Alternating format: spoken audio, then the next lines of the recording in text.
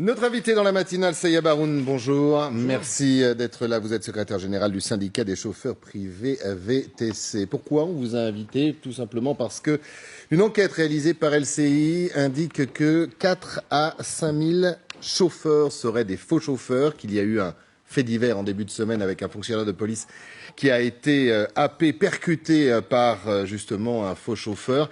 Qu'est-ce qui se passe dans votre profession? Est-ce qu'il y a un grand ménage, on vous entendait tout à l'heure dans un sujet, à faire?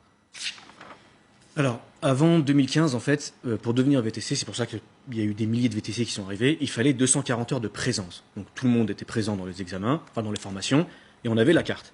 En 2016, ils ont mis en place un examen, on s'est procuré, nous, à l'avance, les résultats d'examen à l'avance, on a acheté, en fait, les centres d'examen agréés, avec pour 1 500 €, vous pouvez leur dire, écoutez, je viens pas, mais vous me faites passer comme étant VTC, et puis je recevrai une vraie carte à la préfecture. Donc on a déjà un paquet de gens qui ont des fausses cartes, ça c'est sûr.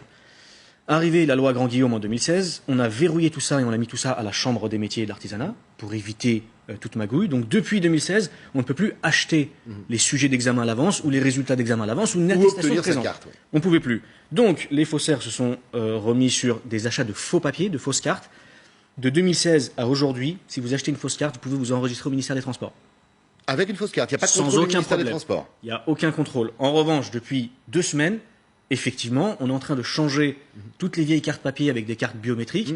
Et effectivement, il y a un petit nettoyage en cours. Sauf que arrive la loi LOM entre-temps.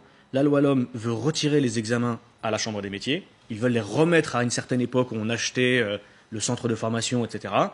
Sauf que la loi LOM n'est pas encore passée. La commission mixte paritaire ça a été bloqué pour le moment. Et comme par hasard, on a en ce moment un conseil d'État qui dit que la Chambre des métiers et d'artisanat, il y a beaucoup de taxis à l'intérieur et il faut retirer cette possibilité-là, finalement, cette obligation de passer par la Chambre des métiers. Oui, mais c'était une garantie à vous écouter, justement, d'avoir une profession avec des professionnels, avec un label, avec une carte, avec une forme d'éthique quand même. En ce moment, on a l'impression que le ministère d'Elisabeth Borne est en train de détricoter finalement cette loi-là. Vous demandez un rendez-vous, elle vient d'arriver. Tiens, elle vient de prendre un autre ministère. Je pense qu'on la verra bientôt, peut-être, oui. En tout cas, nous, depuis la mise en place de la loi Grand-Guillaume et l'arrivée d'Elisabeth Borne, on a été mis à l'écart finalement de toutes ces discussions-là. Et ils sont en train de détricoter la loi Grand-Guillaume petit à petit. Pour celles et ceux qui nous regardent, comment tomber sur un faux VTC puisqu'on passe par une application ?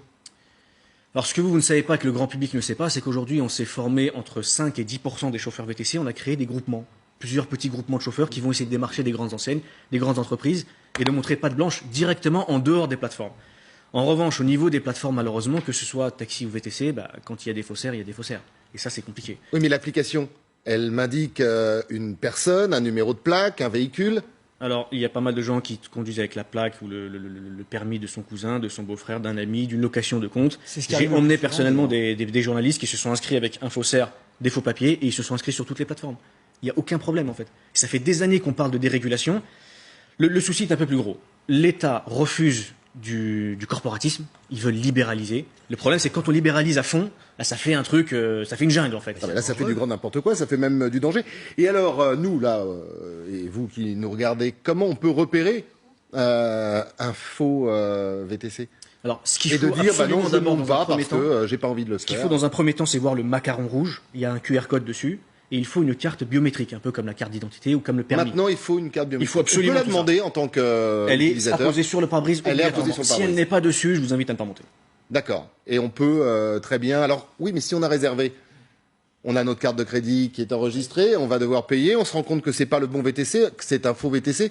Si je refuse, je fais quoi ? Il faudra donc contacter les plateformes qui refusent de discuter sur ce sujet-là. Et le souci des plateformes aussi, c'est qu'ils vous disent « Moi, je ne suis pas la préfecture de police, je ne suis pas là pour vérifier les cartes de tout le monde, donc je les laisse entrer. » Donc à ce moment-là, il faut prendre le numéro de la plaque du VTC et de prévenir les BOR, c'est-à-dire ce service de police. Et aujourd'hui, les fausses cartes qui sont en cours, il y a seulement une petite unité, dont les BOR, justement, qui sont capables de les déceler. Même la police nationale n'a pas la possibilité de déceler.